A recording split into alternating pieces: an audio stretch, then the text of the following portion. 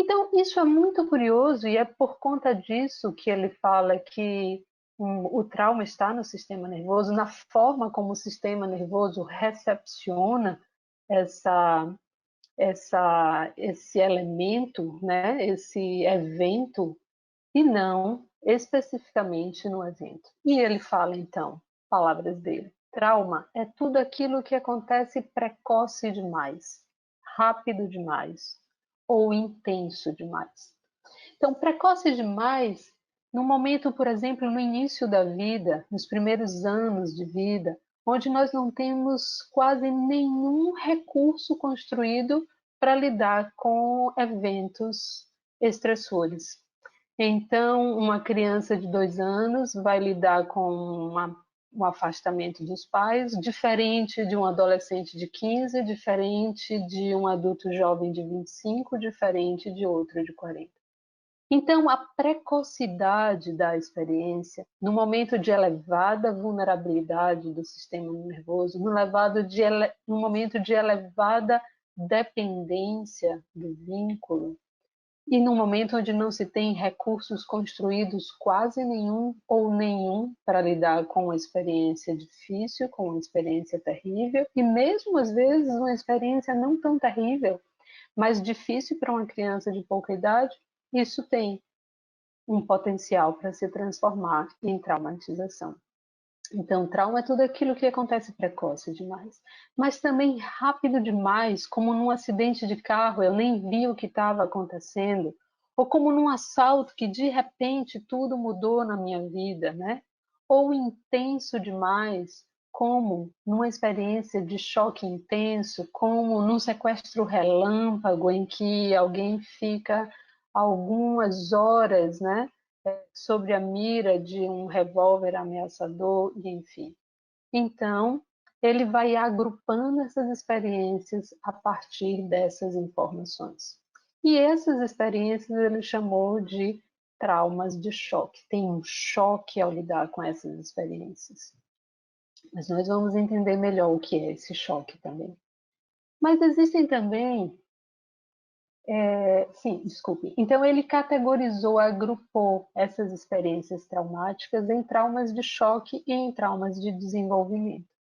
Então, traumas de choque são eventos, na maioria das vezes, episódicos. É um episódio que acontece e que naquele momento a experiência pode ter sido rápida demais, intensa demais, e eu não tive capacidade suficiente, recurso suficiente, tempo suficiente, organização suficiente para lidar com aquela experiência. Então, aqui entram, por exemplo, situações de quedas bruscas, batidas de carro, né? Traumas de alto impacto, traumas que envolvem sufocamento, engasgamento, situações, envenenamento, situações que dificultam a nossa respiração. Aqui envolvem também traumas interpessoais, abusos de todas as ordens. Aqui envolve também situações de emergências e desastres. Isso está no que a gente categoriza como traumas de choque. Mas existe uma categoria de trauma que é diferente dos traumas de choque, que são os traumas de desenvolvimento. Eles não são agrupados em eventos episódicos. Pelo contrário, eles têm uma característica muito específica. Os traumas de desenvolvimento, como o nome já diz, são situações estressoras ou abusivas que acontecem ao longo da linha do desenvolvimento. Portanto, os traumas de desenvolvimento são experiências que tendem a ser precoces, exposições precoces a experiências estressoras, precoces, contínuas e prolongadas. E que, portanto, por serem precoces, contínuas e prolongadas, dificilmente a pessoa tem um evento específico para dizer foi isso que me traumatizou. Na verdade, todo o desenvolvimento está impregnado desses temas, por isso que eles se chamam trauma de desenvolvimento. Não tem um evento especificador, né? Mas isso marca o desenvolvimento da pessoa, marca a identidade e marca a personalidade. Porque o início da vida é quando identidade e personalidade estão sendo construídas. E é justamente nesse período que os traumas de desenvolvimento eles tendem a acontecer. Portanto, identidade e personalidade acabam ficando amalgamadas com essa experiência de estressores, né, contínuos, prolongados e intensos relacionados ao desenvolvimento. Em geral, estressores psíquicos, na maioria das vezes, mas certamente que podem ocorrer abusos de outras ordens, físicos, sexuais, enfim. Tem uma gama aí importante que se junta nesse espaço, né, nessa categoria, digamos assim, de traumas. Ok. Então, vamos olhar um pouco agora para o nosso sistema nervoso, né?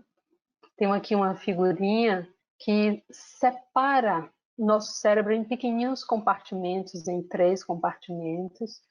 Essa é uma figura ilustrativa de um neurocientista, Paul MacLean, que foi um estudioso muito importante no seu tempo. E ele falou que o cérebro é, na verdade, um grande computador biológico, né? Como se fosse um pequeno sítio arqueológico. Então, o que foi dando certo ao longo do desenvolvimento dos demais seres vai sendo incluído no cérebro dos seres seguintes mais complexos e mais evoluídos no sentido de complexidade, né? Especificamente em complexidade. Então, Paul MacLean, ele dividiu o nosso cérebro, que é esse computador biológico, em 3 pequenos cérebros. E ele falou, bem, existe um cérebro que é a neocórtex, né? Que é esse cérebro novo, né? Neocortical, né? Que é essa partezinha azul, né? Que forma toda a córtex, né? Essa parte mais externa do cérebro, que forma a parte cortical, e a parte bem da frente, que é a parte pré-frontal, que é a parte ainda mais nova desse cérebro. Então, o neocórtex, ele traz para a gente isso que a gente está fazendo agora. Ele traz a cognição, ele organiza a nossa cognição. A cognição é a parte mais complexa do nosso cérebro. A cognição traz pensamento, traz linguagem, organiza a linguagem, abstração, simbolização, elaboração. Nossa capacidade analítica é feita, de certa forma não, é feita principalmente por esse cérebro neocortical, esse cérebro novo. E essa é a única parte do cérebro que é exclusivamente humana. Estou indo do terceiro para o primeiro. Comecei aqui com uma contagem decrescente, né? Bem, no meio, esse pedacinho verde é chamado cérebro límbico, que é o cérebro que tem a estrutura límbica, que é a estrutura emocional. O cérebro límbico nós compartilhamos com todos os mamíferos. Então, roedores, os mamíferos de grupos menores, os mamíferos de grupos maiores, né? Nos incluindo aqui, né? Os humanos. Então, o cérebro mamífero, o cérebro límbico, ele surge na evolução cerebral e na evolução das espécies e na evolução da vida biológica com a chegada dos mamíferos. E esse é o cérebro que regula as nossas emoções, né? Então, por que ele chega com os mamíferos? Os mamíferos, eles trazem uma característica que é a mais característica dos mamíferos. Os mamíferos mamam, né? Daí o nosso nome categórico de família mamífera na biologia. Todos os mamíferos mamam. Essa é uma condição dos mamíferos. E o fato de trazer o corpo da cria para perto do seu próprio corpo para mamar, isso muda tudo do ponto de vista do vínculo e muda tudo também do ponto de vista da organização cerebral. É como se o cérebro mamífero fosse arquitetado, fosse projetado para se vincular. Um cérebro mamífero necessita de vínculo. O cérebro mamífero necessita do seu bando para se regular. O cérebro mamífero precisa pertencer, precisa se sentir pertencente, precisa se sentir fazendo parte. E essa é uma condição fundamental na condição mamífera.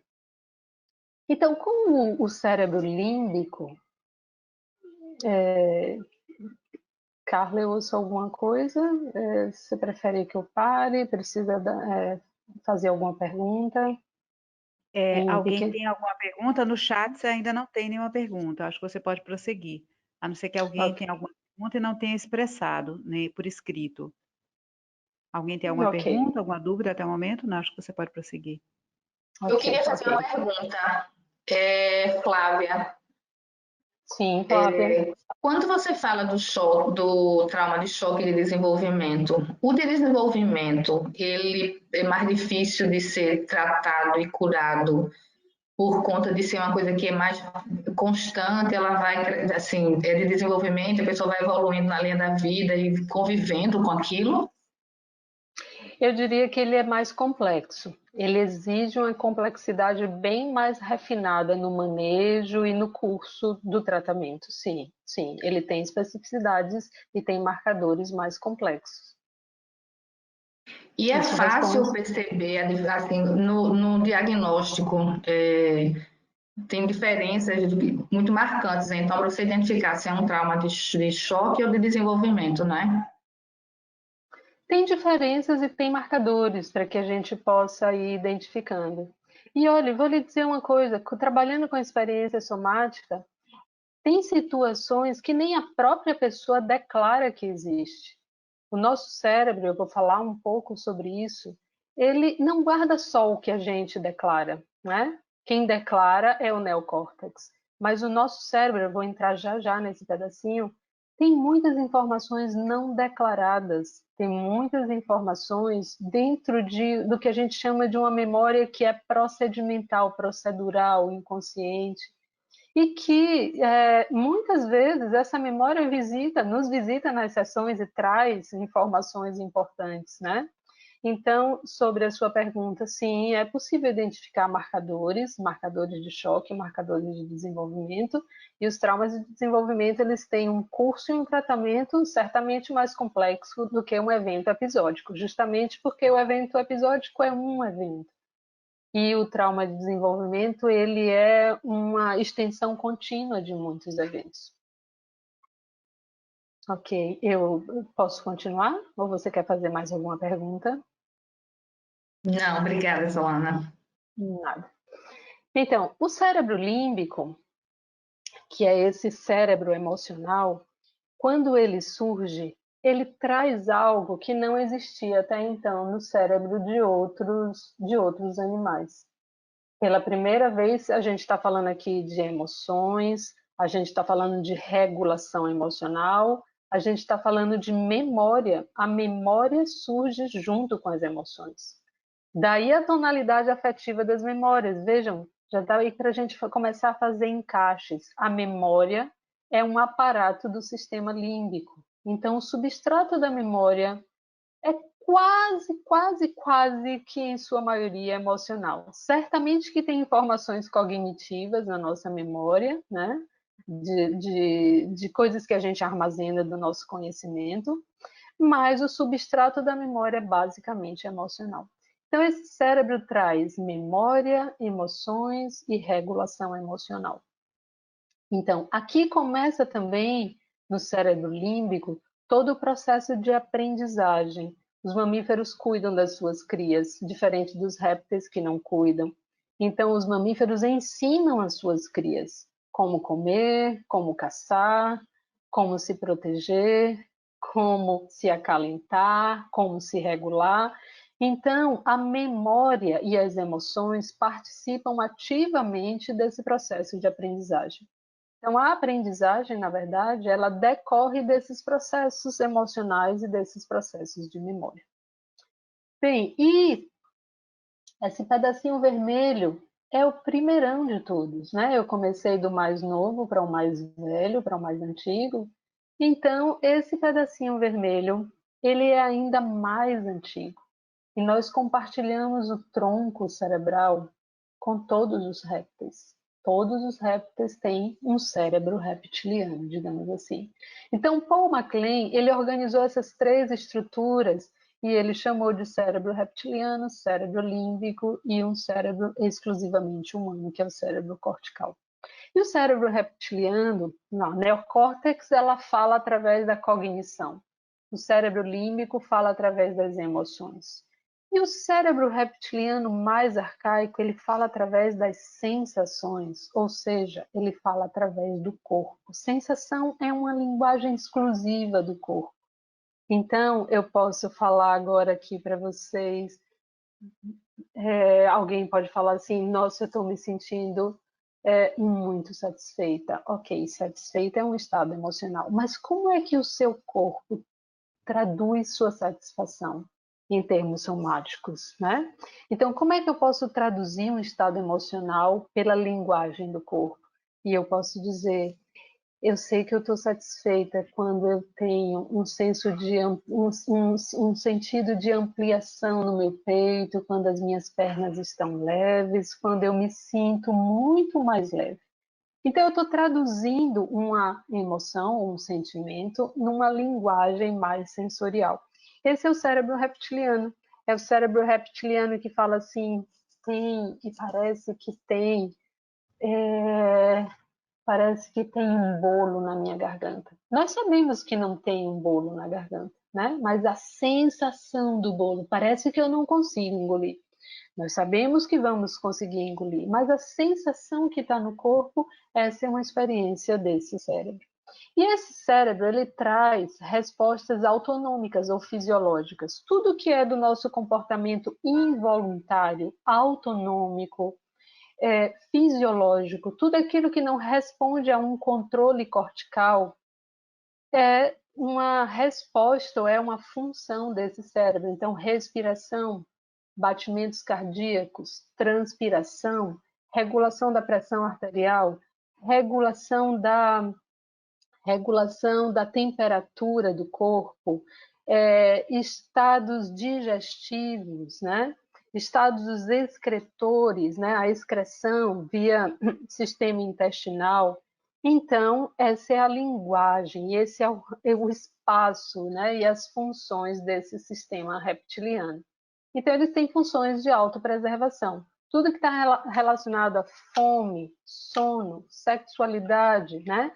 Sexualidade no sentido aqui de preservação da espécie, porque a gente vai obviamente poder falar sobre isso de diversos modos, mas no sentido de preservação da espécie, isso também tem aí uma orquestração desse cérebro antigo. Então, se a gente pensa que esse computador, a gente separou aqui o computador para olhar ele pedacinho por pedacinho, mas ele funciona, obviamente, em conjunto. Então, um pensamento cognitivo pode trazer um estado emocional e pode alterar as minhas sensações. Pode, por exemplo, fazer bater meu coração mais rápido e fazer minhas mãos ficarem frias. Essa é uma resposta autonômica do cérebro reptiliano.